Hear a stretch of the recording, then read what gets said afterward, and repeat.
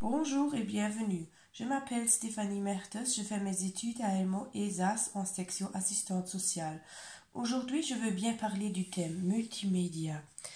Avant de travailler avec cet outil, je pensais qu'un outil multimédiatique, c'est plutôt Facebook Messenger ou peut-être Snapchat, Facebook et Instagram. Mais ça peut être aussi Google ou Prezi, Google Drive et, comme j'ai déjà dit, Google. Donc, tous les réseaux sociaux que j'utilise et en plus, les différents médias comme par exemple la TV ou la radio. J'utilisais ces différents réseaux sociaux sans savoir ce qui se trouve derrière. Maintenant, en suivant votre cours d'atelier de multimédia, je me suis rendu compte que c'est bien plus que utiliser les réseaux sociaux ou de créer des DIA sur PowerPoint. Multimédia contient deux mots différents, donc multi et média. Multi veut dire plusieurs et média, ce sont des outils pour montrer des informations au public, de les partager, aimer ou commenter. Il y a une certaine interaction entre les personnes. Durant cet atelier, j'ai appris beaucoup et j'ai découvert mon côté artistique. Le but était de construire un projet médiatique adapté au contexte. J'ai pu faire l'expérience en créant notre vidéo. Grâce au programme de montage, je pouvais élargir mes connaissances. Pendant la création d'une vidéo, j'ai pu remarquer qu'il faut faire attention aux plusieurs points, comme par exemple, il faut faire un état des lieux.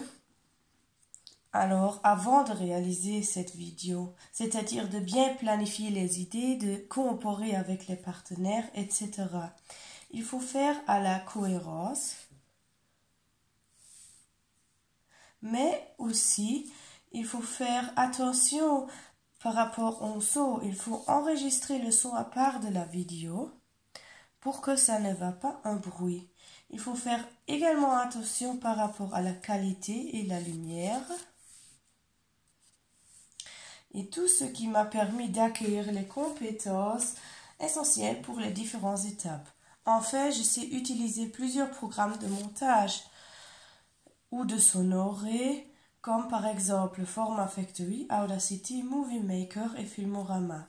Personnellement, ce qui se trouve au bout, c'est vraiment la créativité, donc être créatif.